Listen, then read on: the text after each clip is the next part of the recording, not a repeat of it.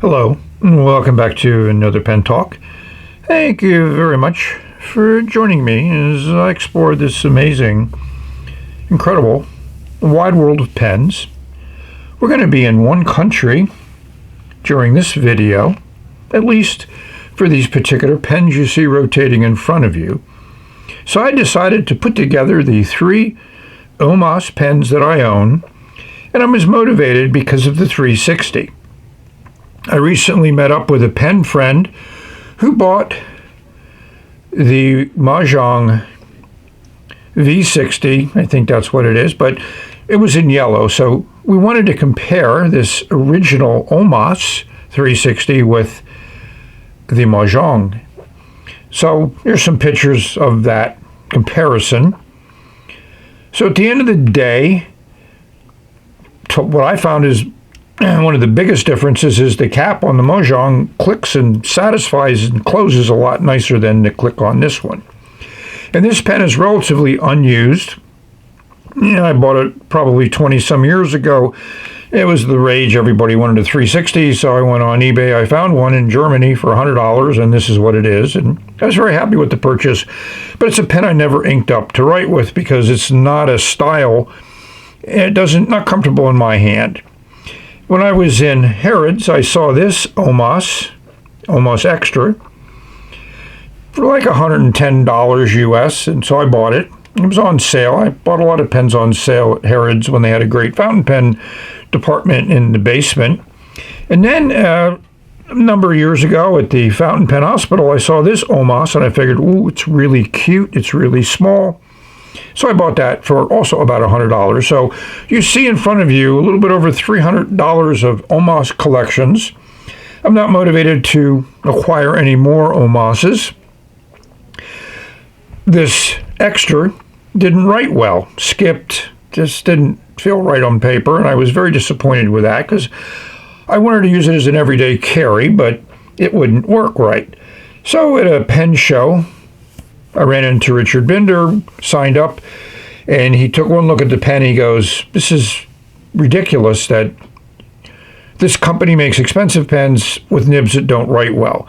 So he spent about 15 minutes on the nib, various techniques that he was using, give me the pen to write with, then he would do some more work, give it to me to write. So eventually the nib got to the point where it was a reliable and nice writer.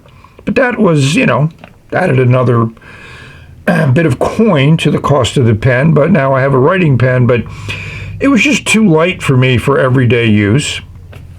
The little red one I had purchased to hopefully be a pen of my partner, but it didn't really appeal to her either. So all of these 3 are piston fill, so I think that's interesting. They all have this Greek motif on that cap band, different number of bands on either side of that cap band. They all have the piston cap, the little ring there, and they have 3 different clips. This is the classic rollerball clip, which almost stole from Wall Eversharp. And here's just a standard clip, nothing special about it. And here's a nice design clip. I mean, artistically and engineering-wise, the 360 is a great pen, but as a writing instrument, not so good. So let's dive in a little bit about these pens and show you what they're like on some of the current buying platforms. eBay is the one I use most. They're available. The prices are outrageous for some. Who knows how the bidding will go on some other ones, but they're available. And also the Omas brand has been reinvented, brought back, and they're selling pens, so that's the other option. I could tell you lots of stories, like I was in the Fountain Pen Hospital during one of their pen expos, and they had the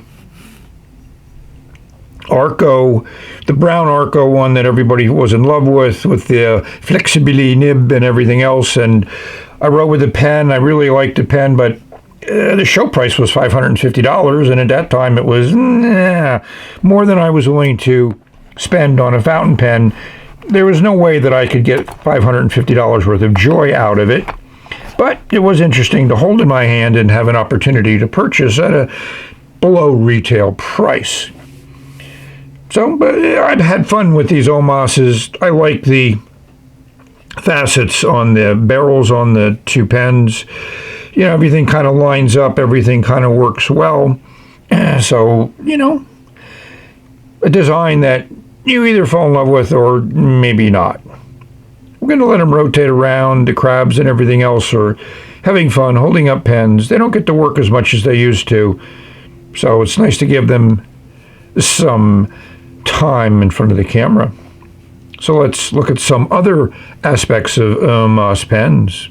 So during this time frame in the fountain pen world, simplistic boxes were the key. As you can see, this is certainly identified properly. And inside of the cardboard sleeve is this nice kind of faux leather box with the imprint of Omas on it. And if you opened it up, you saw the pen was well protected within this, you know, tray. Again, 360, they were really advertising it, and of course it had this label on it. The box shows that the point was changed to a fine, but that's neither here nor there. This little tray pulls up, and we found another specific branded piece of literature explaining the 360. And this is all no English. But, you know, they put a lot of effort into making this pamphlet, and they really went into details on the pen. Came in a ballpoint too. And they talked about, you know, how the cap works. It's just, I think this is well done. I haven't translated anything. But, again, I've been in product development and packaging, and it's not an inexpensive way to present an item, but certainly the flagship pen, I think, at that time. This has the rhodium trim, silver-colored trim. Like I say, everything is fit together well. And this cap just pulls off with, it comes off easily. Too much easier than it should, even though they talk about that mechanism inside to hold the cap. And there's a matching band there at the bottom of the section. And of course you have a beautiful nib by Omas. And it's in the same rhodium trim, ebonite feet on the back, and it definitely looks like a fine in that tipping material. So that's the 360. So the little pen came in a little version of that same box with the embossed Omas on it, and open it up, you'll see that same type of plastic tray that holds the pen in place. And of course underneath of that tray was a booklet. This is more of a generic Omas booklet. And they give you your user and maintenance, inks, obviously recommending Omas inks. And it's obviously nice that they talk about every 3 or 4 times you fill, flush it with cold water, distilled is best. I mean, it's a very good, well done instructions. And of course you get an international guarantee. And there's a lot of other languages involved. So that was the part there. I had a box for this. It was just more of a generic box. It was, you know, for some reason it seemed to be kind of on the lower end of the Omas models. And if we flip it around, we'll see it is branded Omas Extra. So that's good. What I was impressed about is how they took this design of a regular sized pen and made it smaller and still maintained almost all of that design element. It's well done. And of course they unscrew. Takes about almost 2 turns for the red one.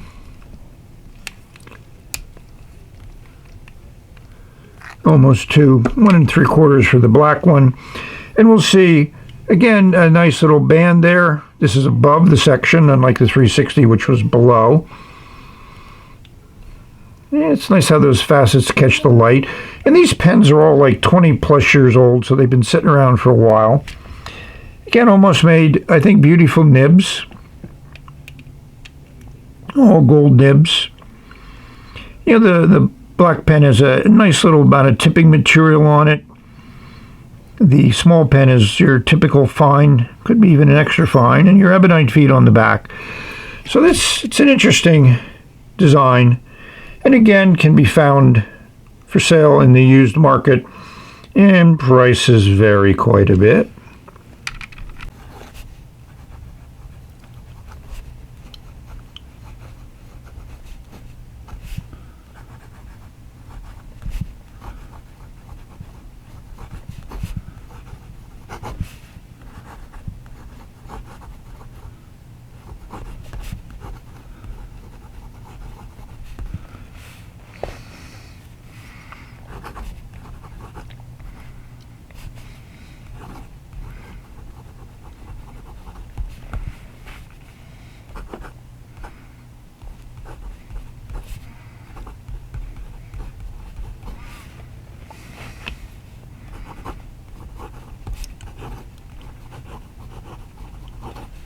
Oh yes, I did write with the Omas Extra. I dipped the nib. It's ink that I got from a pen friend he sent to me. I can't pronounce the name and don't know what it means, but it's an interesting color. I like it. He thought it was too light. So the nib is smooth. It works well. It's just that the pen never really made an everyday carry for me. I think it's just too light. We'll give you those weights. So you might ask, Chris, do you recommend the Majohn V60? Well, the 360 from Omas can be very expensive. Peyton Street Pens, which I think is a very reasonable place, had one for sale. It's now gone, so you might want to search for more. The Majohn 360 is available in many colors with both silver and gold colored trim, so that makes it an interesting pen to buy. And I would definitely buy one if I was thinking of a 360 to make certain that this shape is something that I like, because it's not something that I particularly enjoy. It's on eBay, you know, and it comes in different point sizes, just extra fine and fine. And there's also a ballpoint version that some sellers have. But many colors are sold out, so, you know, it's one of those types of pens. Will it be remade and those colors refreshed? Who knows? I checked AliExpress, and there's a fair number of them there. And the pricing is not that much different from eBay, which is not unusual. And they do have a red one with silver trim, similar to my 360. That price is excellent. And when looking and perusing AliExpress, I saw the J16 at a very, very high price, almost, 50% more. But search around, you never know what you might find. I just wanted to show the pens. As you know, I have quite a few number of pens, and a lot of them have never been on a video before, and they feel neglected, so the Omases are going to get their 15 seconds of fame. And I like this collection that I have. Again, I like to collect pens. Started collecting rocks when I was very young because they were free and readily available.